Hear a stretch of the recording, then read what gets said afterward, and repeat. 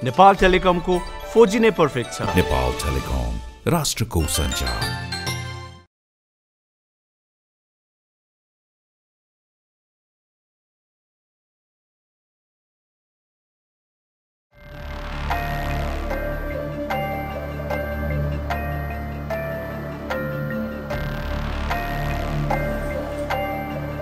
नौ महिने सरकार नेपालमा एउटा बिम्ब जस्तै बनेको छ।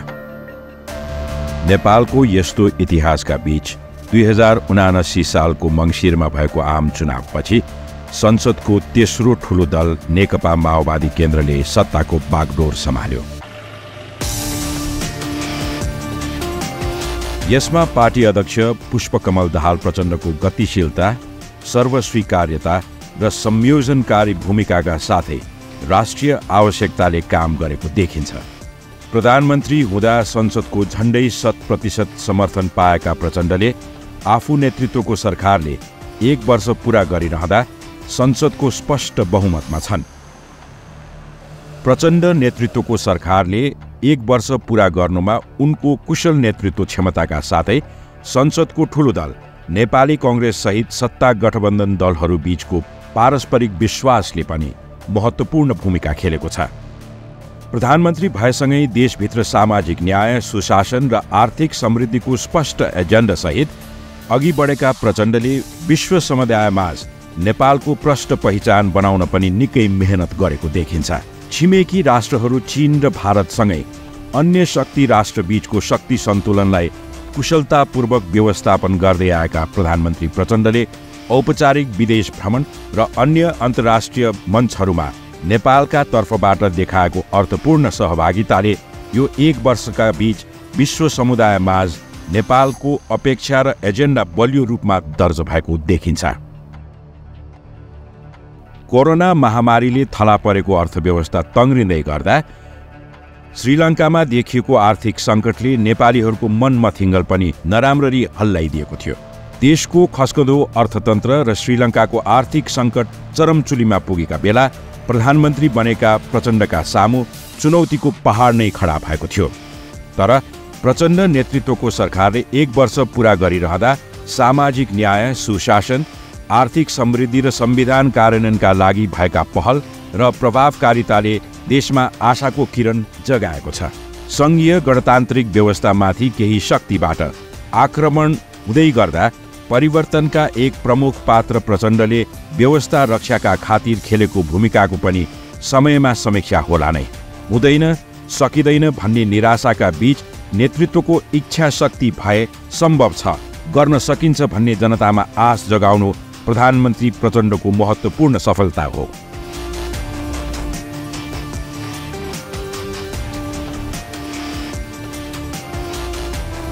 नेपाली जनता यति बेला तीव्र विकासको प्रतीक्षामा छन्।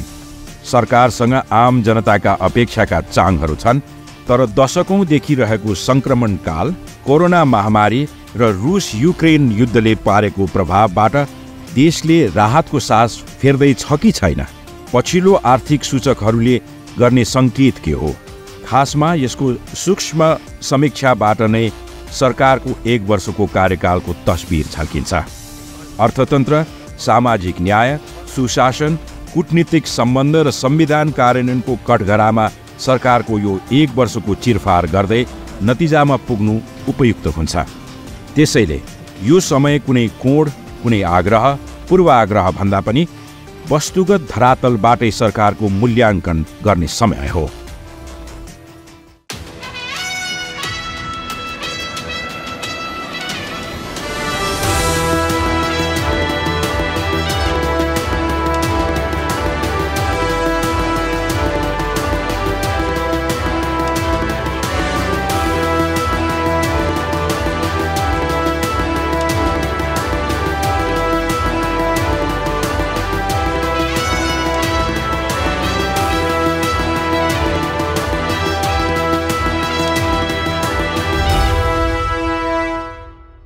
दर्शकवृन्द नमस्कार। यो हो राष्ट्र निर्माण नयाँ अध्यायको सुरुवात। राष्ट्र निर्माणको आजको श्रृङ्खलामा हामी प्रधानमन्त्री पुष्पकमल दाहाल प्रचण्डको 1 वर्षीय कार्यकालको विषयगत समीक्षा गर्दैछौँ।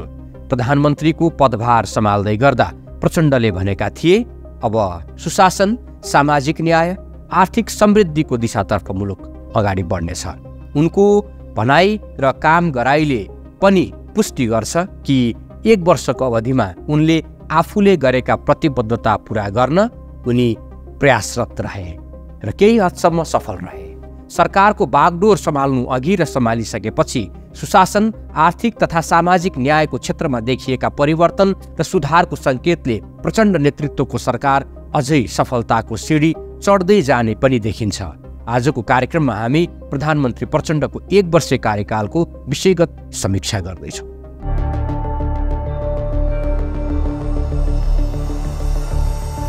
जटिल मोड र चुनौतीका बीच बनेको सरकारको मन्त्री परिषदको पहिलो बैठकबाट निस्कदै गर्दा प्रधानमन्त्री पुष्पकमल दाहाल प्रचण्डले भनेका थिए, सुशासनतिर चाहिँ गम्भीर ढङ्गले अगाडि बढ्ने कुरा र जनताले ठाउँ ठाउँमा पाइरहेका शास्ति र दुःखहरूलाई कम गराउने बारे जस्तो त्यो राहदानी सम्बन्धी, लाइसेन्स सम्बन्धी इत्यादि विषयमा लामा लामा लाइन र पीडा जो देखिएको छ त्यो विषयमा केन्द्रित भएर हामीले समयभित्रै यसलाई नियन्त्रण गर्ने या यसलाई प्रभावकारी ढङ्गले जनतालाई सेवा दिने किसिममा हामी केन्द्रित भएका छौँ। प्रधानमन्त्री प्रचण्डले पटक पटक दोहोर्याएर भनेका थिए, सुशासनका क्षेत्रमा देखिएको व्यथिति र जनताले पाएको दुःख एवं शास्तिप्रति हामी गम्भीर छौँ। सायद त्यही गम्भीर्यताको परिणाम होला सरकारले सुशासन, सेवा प्रवाह र सामाजिक न्यायका लागि अलि बढी नै समय खर्च गर्यो। नेपालमा विकासको प्रमुख बाधक तत्त्व भ्रष्टाचार नै हो। जो सत्तामा गए पनि भ्रष्टाचार विरोधी अभियानमा लागेको देखिएको थिएन। त्यसैले नेपालमा काण्डहरू यति धेरै छन् कि काण्डहरूमा जनताले चासो दिन पनि छाडिसके। विगतमा सरकारले केही काण्डहरूमा छानबिन गरेर प्रतिवेदन तयार पारे पनि कारबाही गरेको उदाहरण अत्यन्तै न्यून छ। सोही कारण भ्रष्टाचार गर्नेहरूको मनोबल बढ्दै गएको थियो। तर अहिले प्रचण्ड नेतृत्वको सरकार भ्रष्टाचार नियन्त्रणमा निर्मम देखिएको छ। सानालाई ऐन, ठुलालाई चैन भन्ने भाष्य नेपाली समाजमा स्थापित बनिरहेको थियो। तर प्रचण्ड नेतृत्वको सरकारले भ्रष्टाचार नियन्त्रणको पहलले त्यो भाष्य परिवर्तन गर्न सफल भएको छ।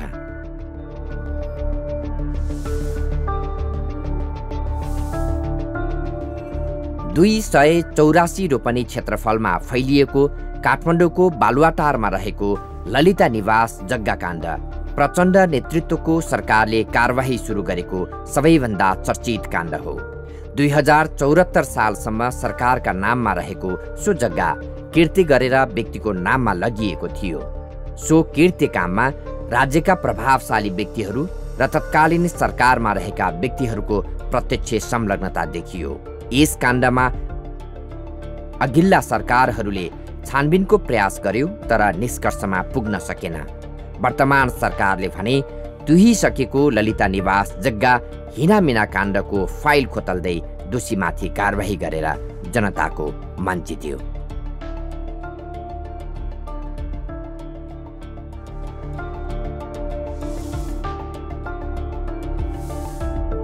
केही वर्ष यता नेपालबाट नक्कली भुटानी शरणार्थी बनाएर सयौं नेपालीलाई अमेरिका लैजाने अवैधानिक खेलमा राज्य संयन्त्रकै व्यक्तिहरू लागेका थिए। लाखौं रकम लिएर सयौं नेपालीलाई अलपत्र पारिएको थियो। यही प्रकरणमा संलग्न लगभग सबै दोषीहरू पक्राउ परिसकेका छन् र उनीहरूमाथि कानुनी कारबाहीको प्रक्रिया अगाडि बढाइएको छ। नक्कली भुटानी शरणार्थी प्रकरणमा सरकारले गरेको यो इतिहासकै सबैभन्दा ठूलो अनुसन्धान र कारबाही हो। यो काण्डमाथि सरकारले अघि बढाएको एक्सनलाई लोकतन्त्रको सर्भिसिङ र शुद्धिकरणसँग जोडेर हेर्ने गरिएको छ।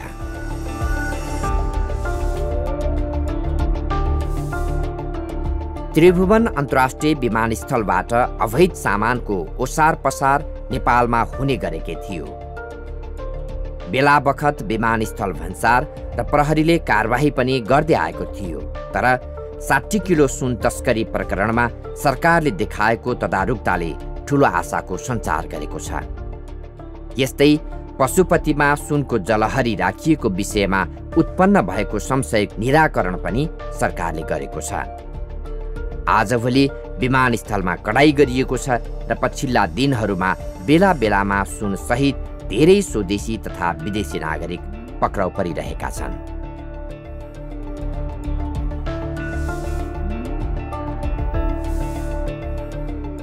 मिटर ब्याज नेपालमा सामन्तवादको अवशेषको रूपमा रहेको अपराधजन्य भ्रष्टाचार हो। टाठा बाठा सामन्त साहु महाजनले गरिब दुखीहरूलाई ऋण दिने र त्यही ऋणको पासोमा पारेर उठिवास गरिदिने घटनाहरू दशकौंदेखि भइरहेका छन्।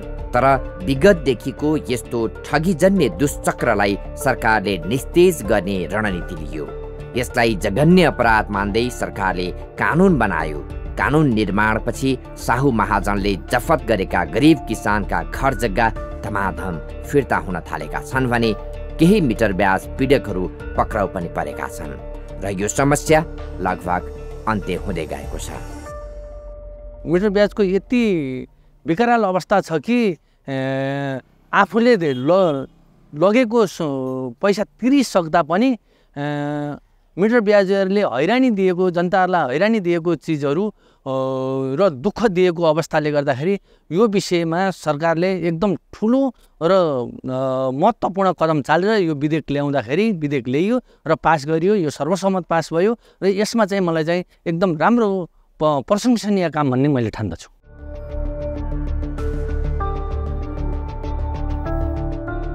चिनी उद्योगहरूले समयमै रकम भुक्तानी नगरेको भन्दै उखु किसानहरूले आन्दोलन गरेको वर्षौं भइसक्यो। रकम भुक्तानीका लागि उद्योगमा धरना दिने, सम्बन्धित निकायको ध्यानाकर्षण गराउने र सडक आन्दोलन त उनीहरूले कति गरे तर समस्या कहिल्यै फुकेन। वर्तमान सरकारले भने कृषकहरूको समस्या मनन गर्दै उखु किसानलाई दिन बाँकी 52 करोड रुपैयाँ तत्काल भुक्तानी दिने निर्णय गरेको छ। प्रधानमन्त्रीको 1 वर्ष कार्यकाल सकिँदै गर्दा सेवा प्रवाहमा पनि केही नमुनाका कामहरू देखिन थालेका छन्, जसको ज्वलन्त उदाहरण हो राहदानी विभाग। 1 वर्ष अघिसम्म विदेश जानका लागि राहदानी बनाउन पुग्नेहरूको भिडले देशमा कुशासनको झल्को देखाउँथ्यो।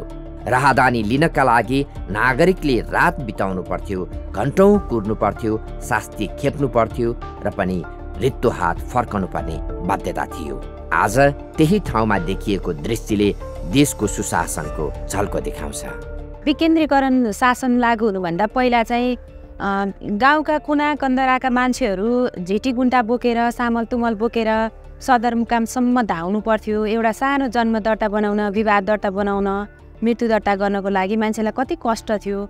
इभन कि यो जुन राहदानी विभागमै पनि कति त्यो चाहिँ घरबाटै सिरा कोडेर बस्नुपर्ने, लाइन बस्नुपर्ने, बिहानको 4 बजेदेखि लाइन बस्नुपर्ने, यस्तो खालको समस्याहरू थियो नि त।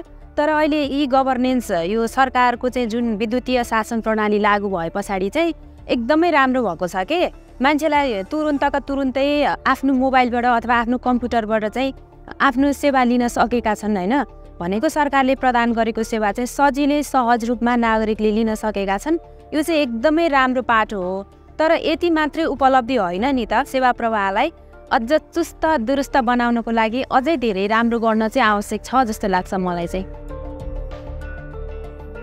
त्यसैगरी विदेशी श्रमिकहरूलाई श्रम इजाजत दिने कार्य वैदेशिक रोजगार बोर्डबाट हुने काम सबै अनलाइन मार्फत हुन थालेको छ। श्रम स्वीकृति सम्बन्धी सेवा र परामर्श स्थानीय तहमा रहेको रोजगार सेवा केन्द्र मार्फत हुन थालेको छ। 2 वर्षे श्रम स्वीकृतिको सीमालाई परिमार्जन गरी करार अवधि बमोजिम नै श्रम स्वीकृति दिने व्यवस्था भएको छ। त्यस्तै सरकारले वैदेशिक रोजगारमा जाने श्रमिक, विदेशमा रोजगारीमा रहेका व्यक्ति, स्वदेशभित्र अनौपचारिक क्षेत्रमा रहेका व्यक्तिहरूलाई समेत योगदानमा आधारित सामाजिक सुरक्षा योजनामा समावेश गरेको छ। सरकारको यो कदमले लाखौं नेपाली श्रमिकहरू लाभान्वित भएका छन्। अब सामाजिक सुरक्षा भत्ता सोझै सेवाग्राहीको बैंक खातामा हस्तान्तरण हुने गरेको छ।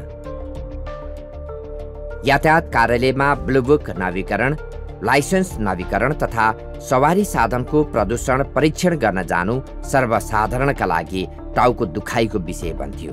यस्तो कामका लागि घन्टौँ लाइन बसेर दिनै खेर फाल्नुपर्ने बाध्यता हिजो आज टरेको छ। सवारीको कर तिर्न आजकल झन्झट छैन। यस्ता कामहरूमा हुने बिचौलियाहरूको बिगबिगी पनि हराएको छ। यसका साथै अत्यावश्यक सरकारी कार्यालयहरू सार्वजनिक बिदाका दिनमा पनि खोल्ने र सेवा प्रवाह गर्ने सरकारको निर्णयले यो सरकारप्रति नागरिकको सोचाइ नै परिवर्तन गराइदिएको छ। म अलिकति आशावादी यो सरकारसँग किन छु भने त्यो आर्थिक सङ्कटले गर्दा देश नै कतै दुर्घटनामा जाने हो कि भन्ने डरलाई सरकारले 1 वर्षको अन्तरालमा चिरेर अहिले यो ठाउँमा आइपुग्दा अझै सरकारलाई अझै काम गर्ने मौका र समय दियो भने यो चिज अझै आर्थिक अवस्थाबाट अलिकति देश अझै सबल बन्न सक्ने सम्भावना चाहिँ मैले देख्छु। यो चाहिँ सरकारबाट। प्रचण्ड नेतृत्वको वर्तमान सरकारले ई-गभर्नेन्स र डिजिटल सेवा प्रवाहलाई पनि प्राथमिकता दियो, जसका कारण सेवा प्रवाह छिटो छरितो र पारदर्शी भएको छ भने नागरिकमा सेवाप्रति विश्वास बढेको छ,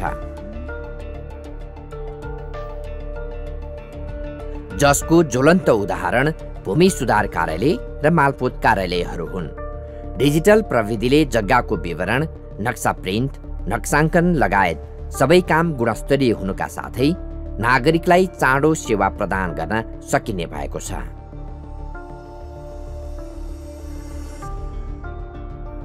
प्रधानमन्त्री पुष्पकमल दाहाल प्रचण्डको विशेष जोडमा सिंहदरबारमा विगत 12 वर्षदेखि सञ्चालनमा रहेको तर प्रभावकारी हुन नसकेको हेलो सरकारको सेवालाई 3 सिफ्टमा विस्तार गर्दै प्रभावकारी बनाइएको छ।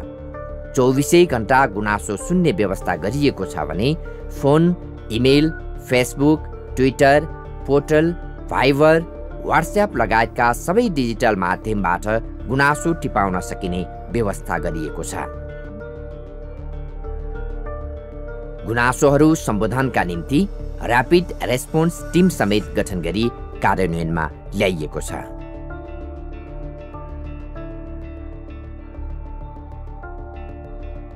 सुशासन ऐन 2064 मा सरकारले गर्नुपर्ने कुनै काम निश्चित अवधिभित्र गरिसक्नुपर्ने र निश्चित उपलब्धि हुनुपर्ने व्यवस्था गरेको छ। त्यस्तै राष्ट्रिय प्राथमिकता प्राप्त कार्यक्रम वा आयोजना कार्यान्वयन गर्नुपर्ने भएमा कुनै पदाधिकारीसँग कार्य सम्पादन करार गर्न सकिने व्यवस्था पनि छ। तर यसअघि कागजमा भएको व्यवस्था अहिले व्यवहारमा उतारिएको छ।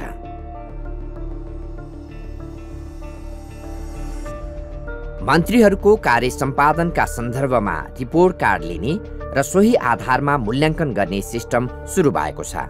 सम्झौताले मन्त्रीहरूको कार्यशैली र गतिमा सुधार गरेको छ। भोलि यसकै आधारमा मन्त्रीहरू फेरबदल गर्न प्रधानमन्त्रीलाई सहयोग मिल्नेछ।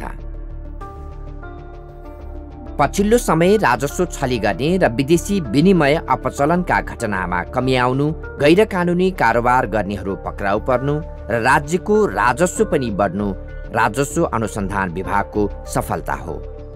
केही समय अघिको सुन तस्करी काण्डमा संलग्न 2 दर्जन बढी पक्राउ परेको घटना सामान्य होइन। राजस्व अनुसन्धानले भन्सार चोरी, तस्करी लगायत आर्थिक अपराधका चुनौतीपूर्ण काम सहज ढङ्गले गर्न थालेको छ। तस्करी गरेर ल्याएका साना साना परिणामदेखि ठुलो परिणामसम्मको सुन बरामद हुने कुरा छ। सुन तस्करीको एउटा रेगुलर चेन चाहिँ ब्रेक भएको छ। यसले एउटा सकारात्मक मोड लिएको छ भने यस पछाडि पनि थुप्रै इस्युजहरू छन् ठुलो स्केलका। जस्तै अहिले हामीले चाहिँ गैरकर राजस्वको क्षेत्रमा अलिकति अनुसन्धानलाई केन्द्रित गर्नुपर्ने हामीले महसुस गरेका छौँ।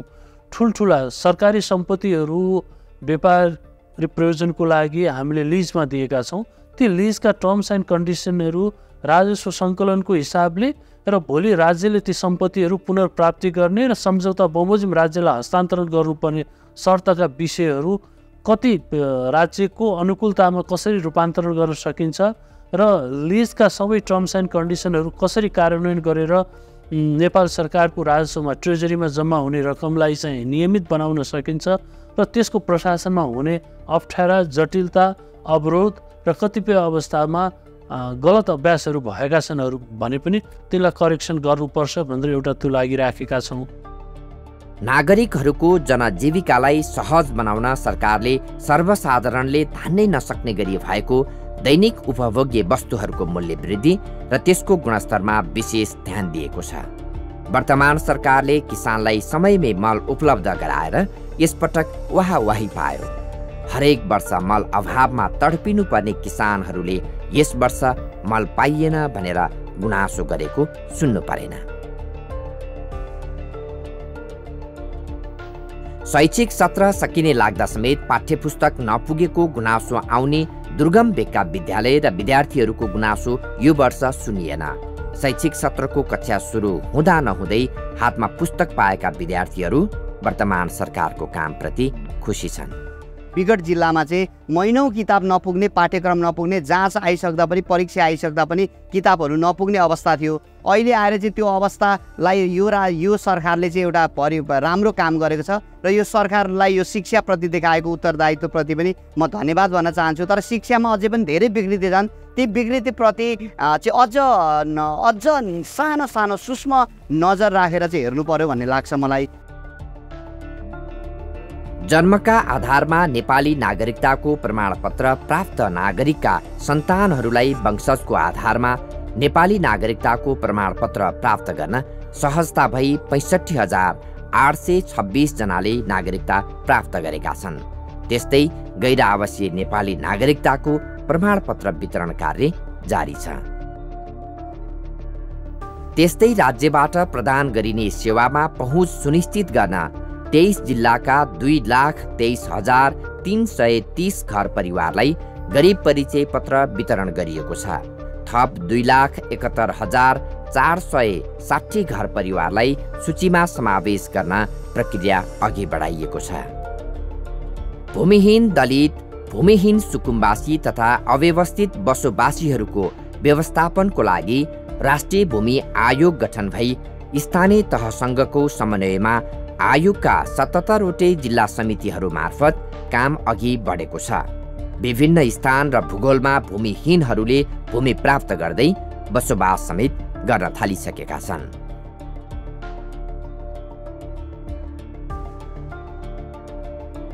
वर्तमान सरकारकै कार्यकालमा जाजरकोट केन्द्रबिन्दु बनाएर ठूलो भूकम्प गयो। भूकम्प प्राकृतिक कारण हो, तर त्यसबाट हुने क्षति न्यूनीकरणमा मानवीय सहायताले ठूलो अर्थ राख्छ, जसमा प्रधानमन्त्री प्रचण्डको प्रत्यक्ष सहभागिता र सक्रियताले भूकम्प पीडितहरूले ठूलो राहतको महसुस गरे। झिसमिसेमै प्रधानमन्त्री प्रचण्ड उद्धार टोली सहित भूकम्प प्रभावित क्षेत्रमा पुग्नु र खोज उद्धार तथा राहत वितरणमा बिना कमी कमजोरी काम गर्नुले भूकम्प पीडितलाई सकारात्मक ऊर्जा दियो। अब पुनर्निर्माणमा पनि सरकार यसै गरी लाग्नुपर्ने देखिन्छ।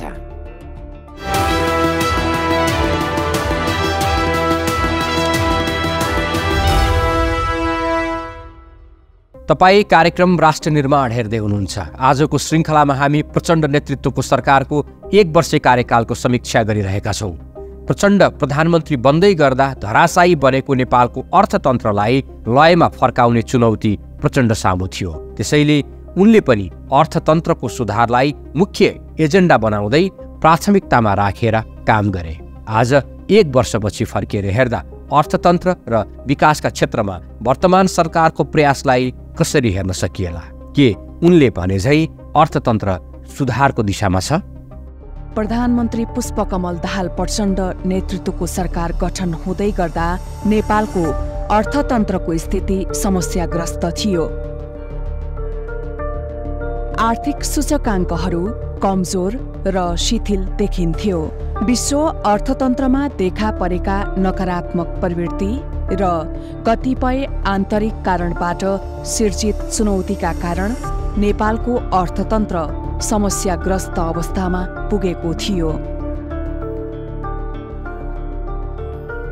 निजी क्षेत्रको मनोबल उकास्न, सरकार र निजी क्षेत्रबीच सम्बन्ध सुदृढ बनाउन र राष्ट्रिय अर्थतन्त्र सन्तुलित बनाउन प्रचण्ड नेतृत्वको सरकारका लागि ठूलै चुनौती र दबाव थियो।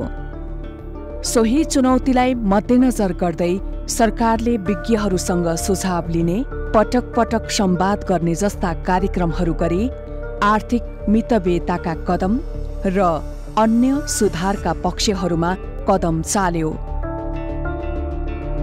फलस्वरूप प्रचण्ड सरकार गठन भएको 1 वर्षमा नेपालको अर्थतन्त्रका सूचकहरूमा सुधार देखिएको छ। उपभोक्ता मूल्य सूचकाङ्क, मूल्य वृद्धि, शोधनान्तर स्थिति, चालू खाता, रेमिटेन्स, व्यापार, औसत निक्षेप ब्याज दर, ऋणको ब्याज, बेस रेट, राजस्व आम्दानी, सरकारी खर्च लगायतका इन्डिकेटरहरूमा सुधार देखिएको छ।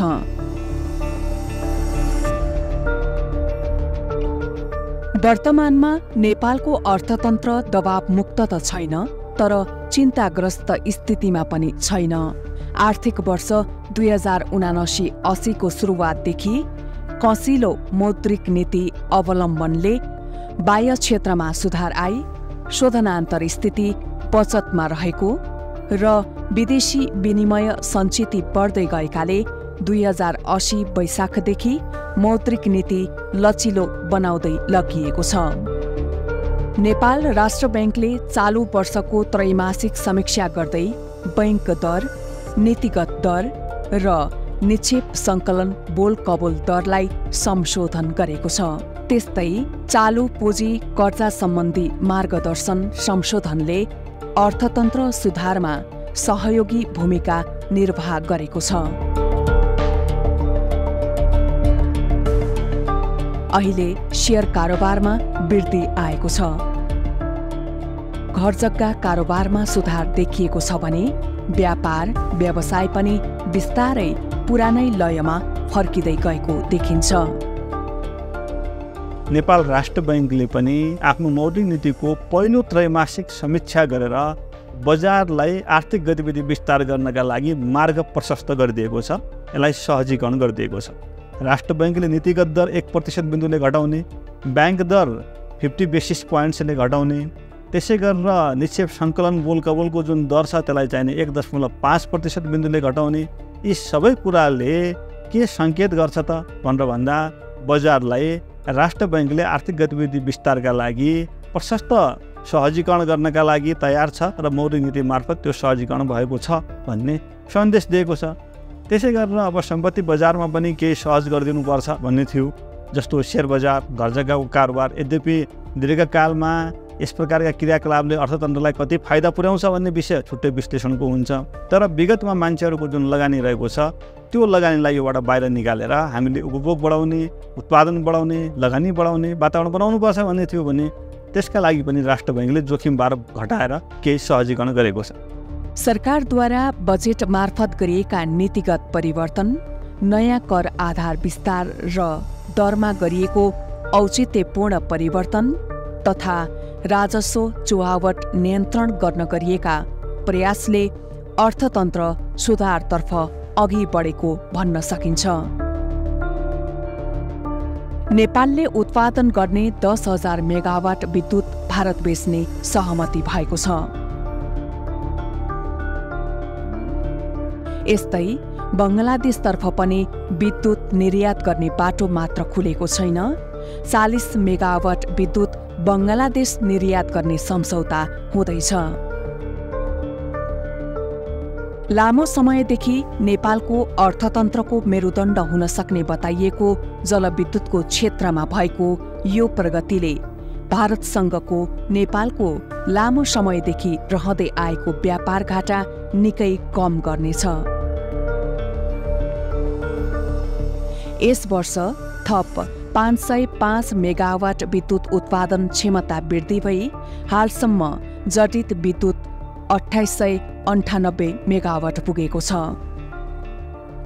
विद्युत पहुँच पुग्ने जनसङ्ख्या 5% थप भई 98% पुगेको छ। यस्तै चीनसँग भएका ऊर्जा क्षेत्रमा आपसी सहयोग सम्बन्धको छलफल, पारवाहन सम्झौताहरू पनि आफैमा महत्त्वका छन्।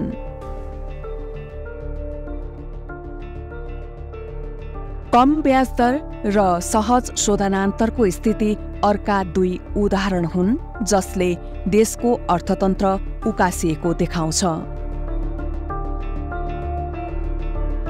सरकारले लिएको नीतिकै कारण शेयर बजारमा उल्लेख्य सुधार देखिएको छ भने घर जग्गाको कारोबार पनि उत्साहजनक देखिन्छ। अघिल्ला वर्षको यही अवधिमा आएका विदेशी पर्यटकको संख्या र बढ्दो मात्रामा देशमा भित्रिएको विप्रेषणको तथ्याङ्कले पनि देशको अर्थतन्त्र सम्हालिँदै अघि बढेको प्रष्ट हुन्छ। यस्तै संयुक्त अरब इमिरेट्सको दुबईमा आयोजित COP28 सम्मेलनलाई मङ्सिर 16 मा प्रधानमन्त्री प्रचण्डले गरेको सम्बोधन पनि नेपालका लागि कोसेढुङ्गा साबित भयो। जलवायु परिवर्तनले नेपालमा पारेको प्रभावलाई अन्तर्राष्ट्रिय समुदायमाझ स्पष्ट ढङ्गले प्रस्तुत गर्दा यसले कार्बन उत्सर्जन कम गर्ने देशहरूलाई आर्थिक सहयोग प्राप्त गर्ने सम्भावनाका ढोकाहरू खुलेका छन्। COP28 ले नै जलवायु हानि नोक्सानी कोष स्थापना र सञ्चालन गर्ने जुन निर्णय गरेको छ त्यो आफैमा स्वागतयोग्य देखिन्छ। देशलाई समृद्धिको बाटोमा लैजाने राष्ट्रिय गौरवका आयोजनामा वर्तमान सरकारको विशेष चासो छ। प्रधानमन्त्री प्रचण्डले यस्ता आयोजनाहरूलाई तीव्र गतिमा निर्माण गर्ने काम आफ्नो पहिलो प्राथमिकताको रूपमा रहेको बताएका छन्। थुप्रै राष्ट्रिय गौरवको आयोजनाहरू समयमै नसकिने लक्षण देखिँदै गएको र लागत समेत बढ्न थालेपछि प्रधानमन्त्री प्रचण्डले ती राष्ट्रिय गौरवका आयोजनाहरूको आफै अनुगमन गर्ने गरी सक्रियता बढाएका छन्, जुन आफैमा स्वागतयोग्य काम हो। राष्ट्रिय गौरवका आयोजनाहरूको समय समयको अनुगमन र सर्वपक्षीय समीक्षा, यस्ता आयोजना रूपान्तरणकारी तथा अन्य महत्त्वपूर्ण आयोजना निर्माणको प्रगति हेर्दा पनि अब चाँडै यस्ता बृहत आयोजना सम्पन्नताको चरणमा प्रवेश गर्ने देखिन्छ। खेल र खेलाडीहरूको प्रोत्साहनको लागि क्रिकेट रङ्गशाला निर्माणको कामलाई पनि राष्ट्रिय गौरवको आयोजनाको रूपमै लैजाने घोषणाले क्रिकेट प्रेमीहरूमा आशा जागेको छ। क्रिकेट खेलमा नेपाली खेलाडीहरूले गरेको प्रशंसायोग्य प्रदर्शनसँगै सरकारबाट आएको अठोट आफैमा सुखद छ। यस्तै 120 स्थानीय तहमा औद्योगिक ग्राम घोषणा गरी निर्माण कार्य भइरहेको छ। व्यापारलाई सहजीकरण गर्न फर्म दर्ता, नवीकरण लगायतका विषयहरू प्रादेशिक तहमा सम्पादन गर्ने व्यवस्था मिलाइएको छ। सूचना प्रविधिमा आधारित उद्योगमा स्वचालित मार्गबाट विदेशी लगानीको स्वीकृति गर्दा लगानीको न्यूनतम सीमा लागू नहुने व्यवस्था गरिएको छ। चाँदनी दोधारा सुक्खा बन्दरगाह निर्माण प्रक्रियाको सुरुवात भएको छ। विभिन्न स्थानमा पेट्रोलियम पाइपलाइनहरू निर्माण तथा विस्तार हुँदैछन्। रसुवाको टिमुरेमा सुक्खा बन्दरगाह निर्माण प्रक्रियालाई तीव्रता दिइएको छ। नेपालका सडक निर्माणको इतिहासमा सुरुङ मार्गले गति लिएको छ। नागढुङ्गा नौबिसे सुरुङ मार्ग निर्माण अन्तिम चरणमा छ भने सिद्धबाबा सुरुङ मार्गको निर्माण कार्य सुरु भएको छ। विभिन्न द्रुत मार्ग सडकहरू, राजमार्गहरूको विकास विस्तार, विभिन्न स्थानमा फ्लाइओभर ब्रिज, सिग्नेचर ब्रिजहरू निर्माण भएका छन्। नयाँ सडक विस्तार, कालोपत्रे सडकको स्तरोन्नति, ग्राभेल सडकको विस्तार र अन्य सडकहरूको स्तरोन्नतिमा उल्लेख्य प्रगति देखिएको छ। गरिबी निवारणका लागि लघु उद्यम कार्यक्रम सञ्चालनमा आएको छ। उद्योग क्षेत्रतर्फको सूचकहरूले पनि देशमा अब आर्थिक गतिविधि बढ्ने सङ्केत गर्दछ।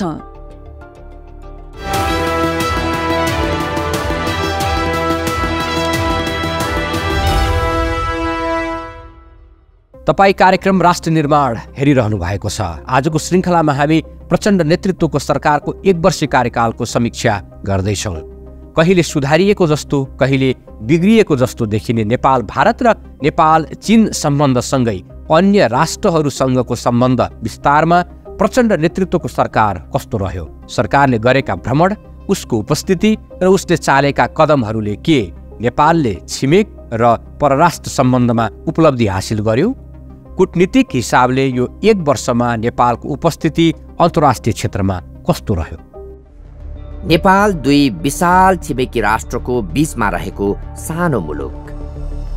पछिल्लो समय अन्तर्राष्ट्रिय शक्ति राष्ट्रहरू बीचको ध्रुवीकरणका कारण पनि नेपाल भू राजनीतिक र सामरिक दृष्टिले संवेदनशील क्षेत्र बन्दै गएको छ। आर्थिक दृष्टिले विश्वका 2 उदयमान राष्ट्र चीन र भारत थप शक्तिशाली बन्दै गएका छन्। यस्तो अवस्थामा यस भूमि र यहाँको सत्ता सकारात्मक वा नकारात्मक रूपले प्रयोगमा ल्याइन खोज्नु वा प्रभावमा पारिन खोज्नु स्वाभाविक हो। त्यसैले नेपालको विदेश नीति तटस्थतावादमा आधारित देखिन्छ। सत्तामा कुनै अमुक पार्टी जाँदा कुनै देशसँगको सम्बन्ध बिग्रनु र अर्को समय अर्को दल जाँदा सम्बन्ध बन्ने जस्तो देखिनु हुँदैन। नेपाल विकासोन्मुख सानो देश भएका कारण हामी कसैसँग वैरभाव नराखी पारस्परिक हितमा आधारित रहेर पञ्चशीलतामा आधारित असंलग्न विदेश सम्बन्ध स्थापित गर्नु आजको आवश्यकता हो। प्रधानमन्त्री प्रचण्डको 1 वर्षको यो कार्यकाल परराष्ट्रका सम्बन्धमा सबल, अर्थपूर्ण र दूरगामी महत्त्वमा आधारित देखिन्छ। 2080 सालको जेठ 17 देखि 20 गतेसम्म भारतको औपचारिक भ्रमणमा रहेका प्रचण्डले त्यहाँ प्राप्त गरेको सम्मान र भएका द्विपक्षीय सम्झौताहरू हेर्दा यो भ्रमण अर्थपूर्ण देखिन्छ।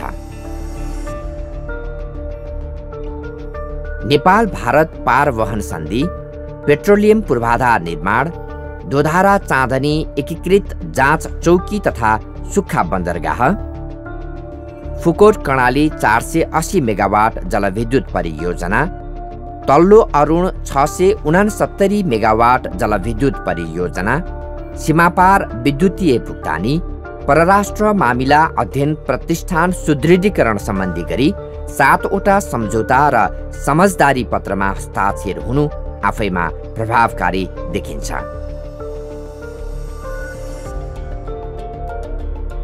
प्रधानमन्त्रीको भारत भ्रमणका क्रममा ऊर्जासँग सम्बन्धित महत्त्वपूर्ण सम्झौता भएका छन्। यस क्रममा भारत र नेपाल बीच ऊर्जासँग सम्बन्धित 5 महत्त्वपूर्ण सम्झौता भए। नेपाल र भारत पक्ष बीच भएको सम्झौता अनुसार नेपालको बिजुलीले 25 वर्षका लागि भारतीय बजार पाएको छ। यसबाट नेपालले भारतमा बिजुली बेच्न वर्षैपिच्छे अनुमति लिनुपर्ने बाध्यात्मक अवस्था हटेको छ। त्यस्तै रेलमार्ग, कार्गो रेल सेवा, एकीकृत जाँच चौकी, पाइपलाइन विस्तार, प्रसारण लाइन विस्तारसँगै नेपाल भारत सम्बन्धमा राजनीतिक, आर्थिक, व्यापारिक, सांस्कृतिक लगायतका विविध पक्षहरूमा भएका उपलब्धिहरू स्वागतयोग्य छन्। नेपाल भारत बीच भएको क्रस बोर्डर पेमेन्ट डिजिटल भुक्तानी सम्बन्धी सम्झौता आर्थिक क्रियाकलापका विस्तारका लागि महत्त्वपूर्ण निर्णय हो। गौतम बुद्ध अन्तर्राष्ट्रिय विमानस्थलका लागि उपकरणमा आधारित अवतरण प्रणाली ILS सञ्चालन गर्ने गरी भारतले अनुमति दिएको छ।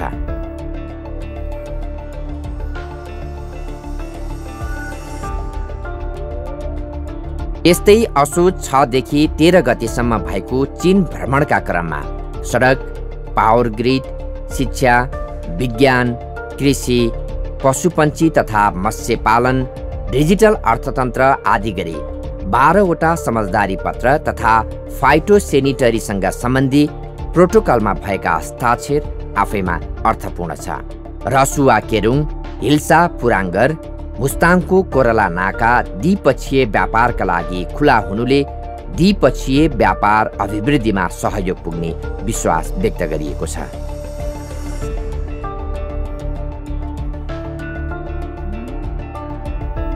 छिमेकी राष्ट्र भारत र चीन दुवैतर्फ प्रधानमन्त्री स्तरमा भएको औपचारिक भ्रमण, भेटवार्ता र समझदारीहरूका कारण नेपालको दुवै देशसँगको सम्बन्ध प्रगाढ हुनुका साथै आगामी दिनमा नेपालको आर्थिक समुन्नति र समृद्धिका लागि दुवै छिमेकी राष्ट्रको गतिशील अर्थतन्त्रबाट नेपालले अधिकतम लाभ लिन सक्ने वातावरण तयार भएको छ। प्रधानमन्त्रीले आफ्नो कार्यभार सम्हाले यता विद्युत क्षेत्रमा नेपालको जुन प्रकारको विद्युतमा रहेको सम्भावना छ त्यो सम्भावनालाई चाहिँ विद्युत व्यापारका माध्यमबाट नेपालका छिमेकी मुलुकहरूसँग विद्युत व्यापार सम्झौता गर्ने एउटा पहल कदमी, एउटा सिग्नेचर इनिसिएटिभको रूपमा चाहिँ उहाँले अगाडि बढाउनु भएको थियो।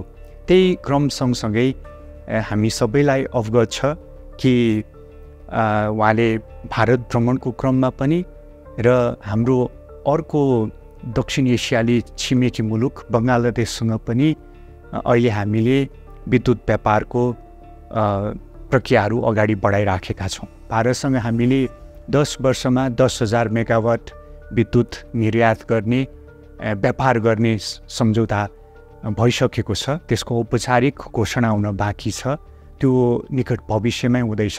र सँगसँगै चीन भ्रमणको क्रममा पनि हामीले चीनसँग विद्युत व्यापारको सम्भावनाको खोजी र त्यसको वस्तुगत र कानुनी पूर्वाधार तयार गर्ने क्रममा महत्त्वपूर्ण छलफल भएको छ। त्यस्तै संयुक्त अरब इमिरेट्सको दुबईमा आयोजना भएको COP28 को सम्मेलनमा भएको प्रधानमन्त्रीको सम्बोधन आफैमा एउटा उपलब्धि हो।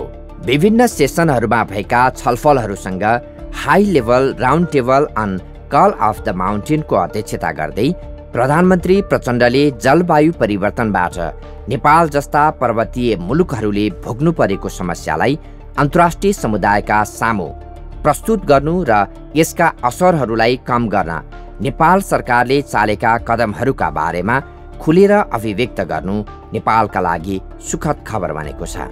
सोही क्रममा संयुक्त राष्ट्र सङ्घका महासचिव एन्टोनियो गुटेरेस समेत सहभागी भई नेपाल र नेपाल जस्ता राष्ट्रका पक्षमा बोल्नु अर्को सुखद संयोग हो। सम्मेलनले कोष स्थापना गर्ने निर्णय गर्नु र त्यसमा विभिन्न राष्ट्रले पुँजी जम्मा गर्न सुरु गर्नु आफैमा स्वागत योग्य देखिएको छ।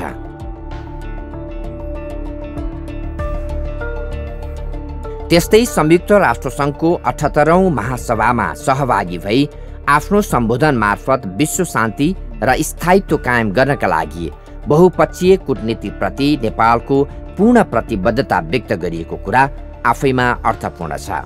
महासभामा सहभागी हुने क्रममा प्रचण्डले विभिन्न उच्च स्तरीय फोरमहरूलाई अधिकतम विकसित देशहरूको तर्फबाट अध्यक्षता गर्दै सम्बोधन गर्नाले नेपालको उपस्थिति अन्तर्राष्ट्रिय जगतमा प्रभावकारी देखिएको छ। त्यस लगत्तै संयुक्त राष्ट्रसङ्घका महासचिव एन्टोनियो गुटेरेसको 4 दिने नेपाल भ्रमण आफैमा अर्थपूर्ण र दीर्घकालीन महत्त्वको छ। दक्षिण इजरायलमा हमास समूहको आक्रमणमा परि निधन भएका नेपालीहरूको शव ल्याउन र फर्कन इच्छुक नेपालीलाई उद्धार गर्न सरकारले कुनै कन्जुस्याइ र विलम्ब गरेन।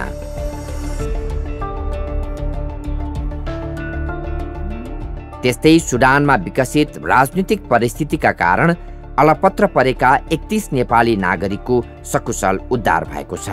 यसबीच विभिन्न देशमा महावाणिज्य दूतावास स्थापना गर्ने कार्य सम्पन्न भएको छ, जुन परराष्ट्र र कूटनीतिका दृष्टिले अर्थपूर्ण छ।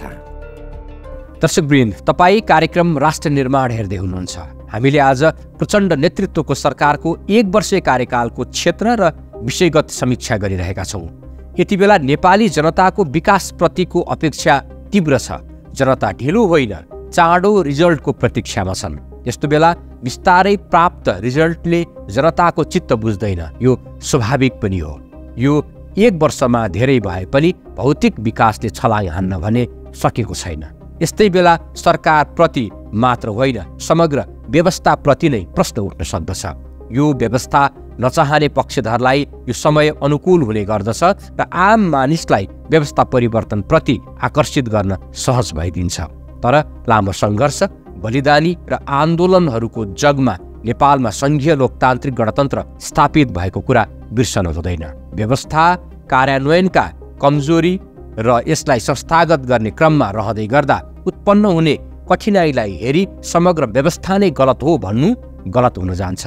तर परिवर्तनका पक्षधर शक्तिले व्यवस्थालाई संस्थागत गर्न गरेको प्रयासको मूल्याङ्कन भने जरुर हुनुपर्दछ। वर्तमान सरकारले संविधानको रक्षार्थ गणतन्त्रलाई संस्थागत गर्ने विषय र शान्ति सम्झौतासँग जोडिएको दीर्घकालीन द्वन्द्व व्यवस्थापनका कुरामा कति ध्यान दियो त? नेपालको संविधान जारी भएपछि दोस्रो पटक राष्ट्रपति र उपराष्ट्रपतिको निर्वाचन सम्पन्न भएको छ। त्यस्तै केही उपनिर्वाचन सम्पन्न भएका छन्। आगामी माघ 11 मा राष्ट्रिय सभा सदस्यको निर्वाचनको तयारी भइरहेको छ। निर्वाचनको यो प्रणालीले संविधान कार्यान्वयन र सङ्घीय लोकतान्त्रिक गणतन्त्र संस्थागत गर्न मद्दत गरेको छ। यसबीच सङ्घीय शासन प्रणालीलाई प्रभावकारी बनाउन तीनै तहका सरकारबीच अन्तर समन्वय र सहकार्यलाई सुदृढ बनाई कार्य सम्पादन प्रभावकारी बनाउन सङ्घीय संसद, राष्ट्रिय सभाको सङ्घीयता कार्यान्वयन, अध्ययन तथा अनुगमन संसदीय विशेष समितिका सिफारिसहरू कार्यान्वयनको प्रक्रियामा पुगेका छन्। गठबन्धनदेखि बाहिर भएका पार्टीहरू जो सरकारमा छैन, गठबन्धनमा छैन, त्यसलाई गाह्रो हुँदो रहेछ। राजनीतिक भविष्य नै उसको गाह्रो देखेपछि उसले पनि आफूलाई जीवन्त राख्नको लागि उसले विभिन्न सङ्घर्षहरू गरिराखेका हुन्छ। अब उनीहरूले धर्मको नाममा केही नाम त चाहियो, आर्थिक जुन जनता पीडित छन् त्यसको नाममा र तेस्रो राजाको नाममा, किनभने अहिलेसम्म राजा चुप लागेर अब राजा पनि त 200-250 वर्ष शासन गर्दाखेरि त फेरि शासनमा आउँ भन्ने इच्छा पनि होला, त्यसको पनि प्रयास भइराख्यो होला। यो अवस्था देखिन्छ। तर यसले केही फरक पर्दैन। यो गठबन्धन सुदृढ रहनुपर्छ। प्रधानमन्त्री प्रचण्डकै पहलमा सङ्घ, प्रदेश र स्थानीय तह बीचको समन्वय तथा अन्तर सम्बन्ध व्यवस्थित गर्न राष्ट्रिय समन्वयको पहिलो बैठक सम्पन्न भएको छ। सो बैठकले सङ्घ, प्रदेश र स्थानीय तहको कार्य सम्पादनमा देखिएको दोहोरोपना र अस्पष्टता हटाउने तयारी गरेको छ। सोही बमोजिम अहिले सबै प्रदेशहरूमा सम्बन्धित सरकारवालासँग छलफल गरी राय प्राप्त गरी प्रतिवेदनलाई परिमार्जन गर्ने कार्य अन्तिम चरणमा पुगेको छ। त्यस्तै सरकारले निजामती ऐन, शिक्षा ऐन र प्रहरी ऐन जस्ता महत्त्वपूर्ण ऐनहरूलाई चाँडै संसदबाट पास गराउन पहल गरिरहेको छ। यी ऐनहरू पास भएमा सङ्घीयता कार्यान्वयनमा कोसे ढुङ्गा साबित हुने मात्र होइन कि प्रदेश र स्थानीय तह पनि अधिकार सम्पन्न भई प्रभावकारी रूपमा काम गर्न सक्षम हुनेछ। यस्तै संविधान कार्यान्वयनसँग जोडिएको शान्ति प्रक्रियाका बाँकी काममध्ये जनयुद्धका क्रममा बेपत्ता पारिएका पीडित परिवारजनलाई सेवा, सुविधा र सहयोग गर्ने सम्बन्धमा जनप्रतिनिधिहरूसँग छलफल गरी छानबिन तथा परिपूरण सम्बन्धी कार्य अघि बढाइएको छ।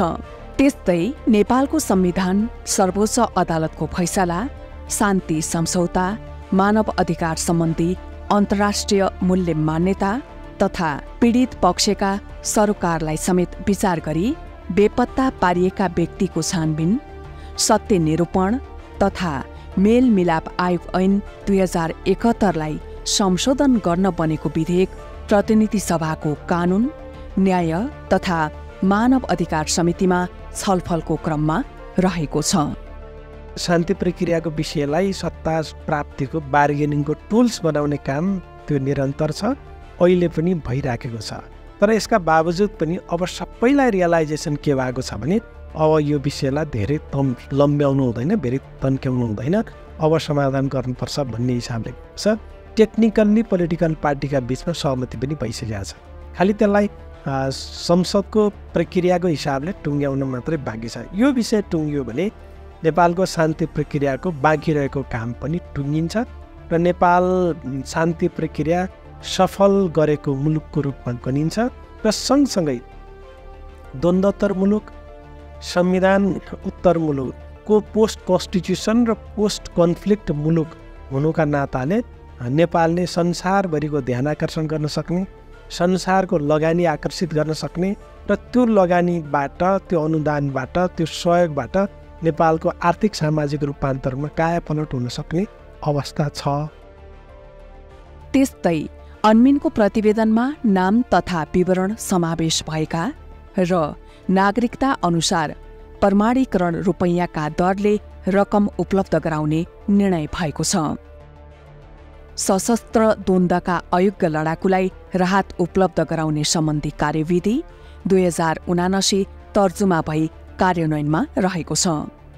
त्यस्तै जनयुद्ध, जनआन्दोलन, मधेस आन्दोलन तथा विभिन्न आन्दोलनका घाइते तथा अपाङ्गहरूलाई निशुल्क उपचार, रोजगारी तथा जीविकोपार्जन र सम्मानपत्र प्रदान गर्न आवश्यक प्रक्रिया अघि बढेको छ।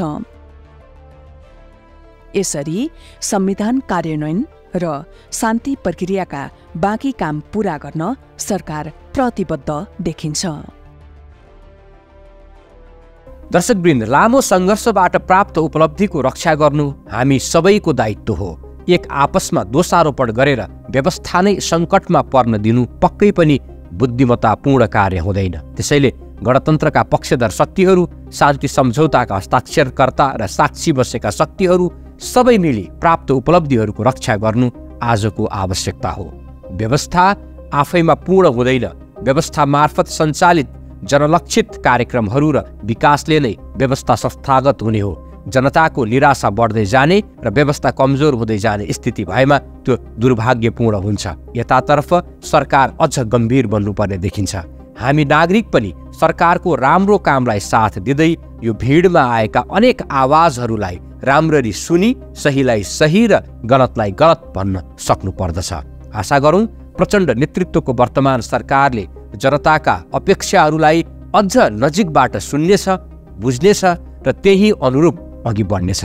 यो एक वर्षमा प्रचण्ड नेतृत्वको सरकारले चालेका राम्रा कदमलाई स्वागत गर्दै आगामी वर्षमा अझ सशक्त र जनपक्षीय भूमिकाको अपेक्षा गर्दछौँ।